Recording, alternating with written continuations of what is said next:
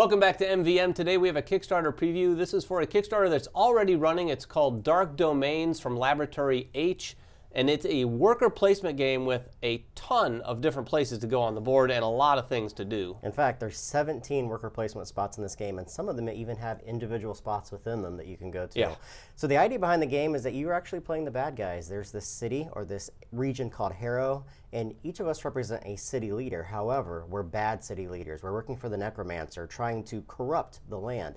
Each of us is going to have a dark domain board in front of us. This domain has 4 different regions, and in each of these regions, there's 4 different spots where we'll be building areas, summoning different monsters, but also corrupting the land to gain evil points within the game. Yeah, this game is all about the evil points. There's going to be a lot of resources and a lot of elements to cast some spells, but in the end, it's all about the evil tokens that you've collected. Yep, so let's talk about all the different components. As you know, this is a Kickstarter version of the game, so everything isn't 100% finalized, so just know that. Go to the Kickstarter page, of course, to check out all the different components.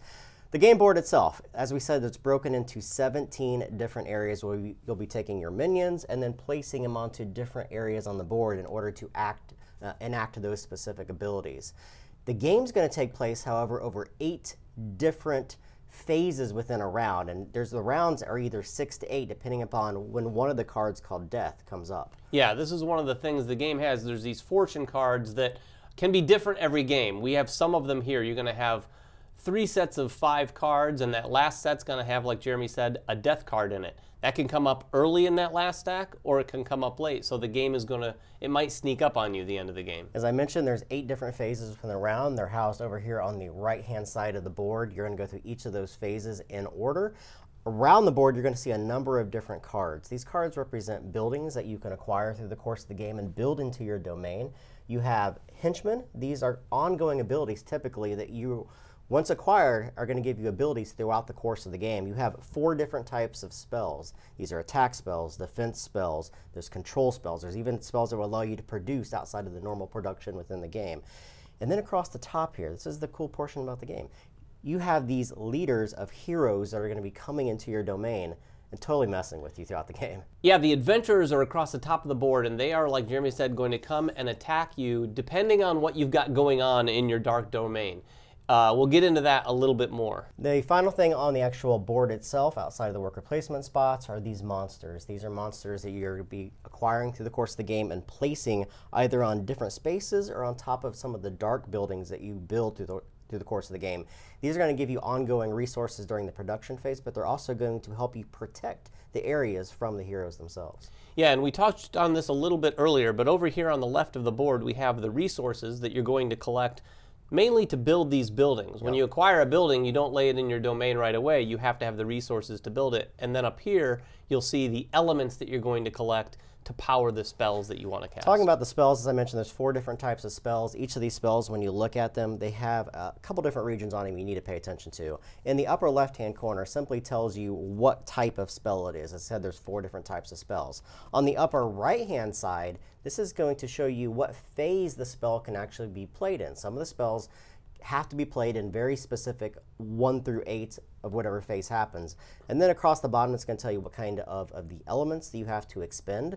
Sometimes it also requires you to spend evil points. So the victory points that you acquire can also power up some of your spells. And then, of course, you have what the spell does through the middle of the card. Yeah, it's really interesting, the timing associated with casting spells and a lot of the things in the game, in fact. But those spells, like Jeremy said, they come out at very certain times, so you have to be paying attention. In fact, with all of these things we've talked about, you can't not pay attention to any one of those things because they all give you a lot of benefits. I want to talk about the building cards too before we get into the game structure. The building cards are unique. The biggest thing about these you're going to find out is they're 2-sided. There's a light side and a dark side. That comes into play in a big way as you play the game because you're wanting to corrupt these as you put them out on your domain.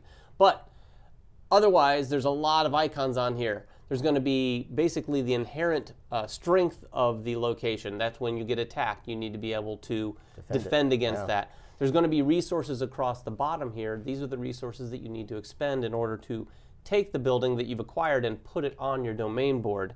And then you're going to also have a production icon that tells you what you get during the production phase.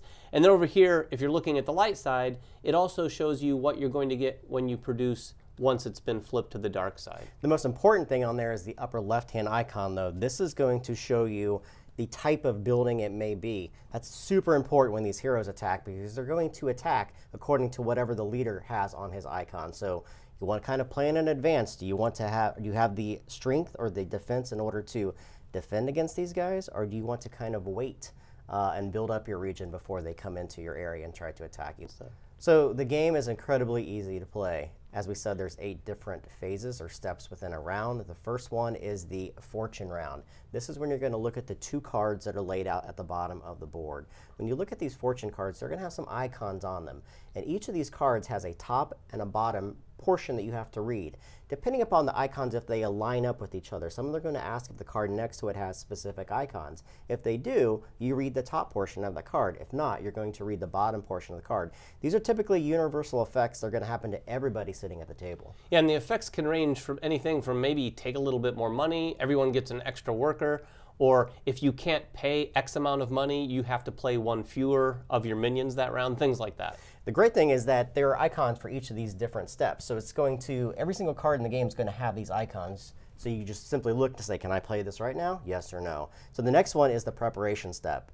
Typically, this is tied into a lot of the different cards. The spells that you have are typically going to be able to be powered depending if it is one of the preparation spells. Yeah, exactly. These spells are the things that the game makers want to make sure you get out in there and active before the rest of the entire round.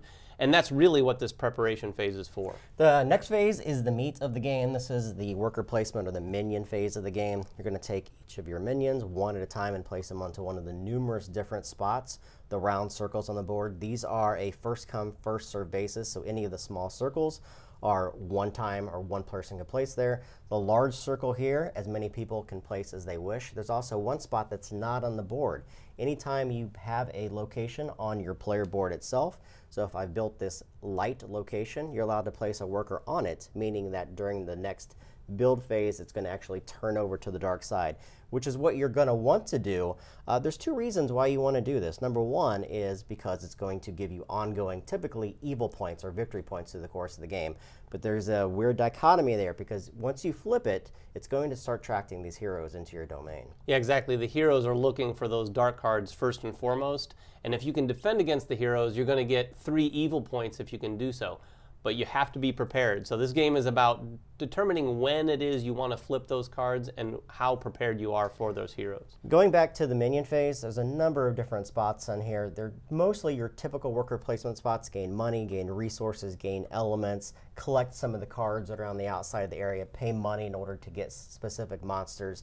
But you're not going to complete those right now. You're actually going to wait until the next phase, which is the resolution phase. Right. During the resolution phase, this is after everyone's placed all their minions, and you're going to go around, and here's the interesting thing. You go in order. There's a little path that goes from the number 1 location, which is the Seer, all the way around the board to the 17th space, which is the Royal Court. So you're going to do those in order, and that becomes important because if you need money to do something over here, you're going to want to have collected it over here. There's some places to get money towards the end of the track, but you won't have that money to do other things with because that's going to be the last thing that happens. And we can talk about a few of these. Like Jeremy said, a lot of them are fairly standard where you're collecting resources or using resources, money to get more resources. But starting with number 1 here, the Seer is a unique one. You're going to actually be able to take a look at the top 3 cards of the fortune deck to take a peek at what's coming up, because those events are such that you want to be prepared for them. In fact, later in the game, you might want to take a look at where death is, because if you look at the top 3 cards and death is there, and you think you might be able to win, you're able to actually put them back on top of the deck in any order you want, so you could bring death out sooner or delay them. Another very important spot is the Assassin's Guild. This wasn't used a lot in our game because it requires such an expenditure of either money or the victory points that you've gathered. However, it allows you to kill some of the leaders. So if a leader is going to come to your spot, you can outright kill them, or you can have some take that within the game. You can kill other players' minions that they place on the board, so they won't be able to resolve any spots after the number 6. You can even kill their henchmen, so if they've collected some henchmen that give them ongoing benefits, you can just kill them outright. Yeah, and there's a cool next space called the Thug, which effectively does the same thing, but this brings chance into the equation. It only costs $2 compared to the 12 that the Assassin's Guild does, but you have to roll a die. You roll a 6-sided die, and on a 1 or a 2, you're successful. Otherwise, you're not. Once all these worker placement spots have been resolved, the next thing that's going to happen is you're going to go to Phase 5. This is the Foreman Phase. This is when everyone's going to be able to actually build the buildings that they have collected through the course of the game. To do so, any building that you've collected from the Architectures Guild down here by paying the resources across the bottom, they're actually going to stay off to the side of your player board. However, during this phase, you can actually bring them over and put them into one of the different domains within your player board. Now, it's very important to look at the icon up here in the upper left because that's going to determine when that hero may attack it. So you're looking at icons on the heroes and then also the icon on your actual your buildings themselves and trying to decide which region you may wish to place it in. And it's always going to be placed on the right-hand side. Again, you're going to want to convert these through the course of the game to the dark side because they're going to typically be giving you additional elements, additional resources, and of course always evil points. Yeah, and for the most part, that's what's going to happen in the Foreman Phase. There's not a lot of spell casting or card playing during the Foreman Phase. You're simply going to be taking your buildings and building what you can. And then we move on to the Adventurer Phase. The adventurers or the heroes across the top of the board, this is when they're going to trigger. And we'll explain this fairly thoroughly because it is a unique aspect of the game. You're going to look at the adventurers on the left-hand side of the board first and then the right. But first you're going to resolve the left. And the furthest left one is the leader of this adventuring group. You're going to look at these two icons. First the one on the left, then the one on the right. And you're going to basically look around the table to see if anyone has a building in that location or that type of building, or some of them are looking for monsters. There's a variety of different things that these icons can be, but the adventurers are always going to be looking for dark side cards first and foremost. So you're going to check that for the first icon, and then you're going to check the dark side cards for the second icon. Then, if there are no dark side cards on anyone's domain board, the adventurer is going to look for a light card. Yeah. Now this is nice. They're not going to come and attack. They're going to go on what they call a pilgrimage. So they're going to visit that, the leader's going to retire effectively, and you get a coin out of it. So how is combat handled? It's actually very simple. You're going to, if they do attack you, you're going to look at all the different adventurers that are coming towards you, and it can be kind of overwhelming at first when you look at what they're about to do. Each of them have a die that represents in the upper right-hand corner. These are 8-sided dice, 10-sided dice, 12-sided dice, and you're going to roll 4 of them according to the adventurers that are coming to your domain. You're going to roll those up and see whatever value it is. And you're going to compare that to the strength of your building or the defense value of your building, any monsters you also have on top of that building, as well as any of these gold monsters as well. These can be stacked, but typically you can only have one monster on one building. If you are able to defeat them and have a higher value than them, you're going to collect 3 evil points. That's a good thing. If you fail, however, here's where the bad thing happens. Yes. When you fail against the adventurers, you're going to lose everything in that location. So it's going to be your dark card location and whatever monster or monsters you have in that location. They're taken out of the game.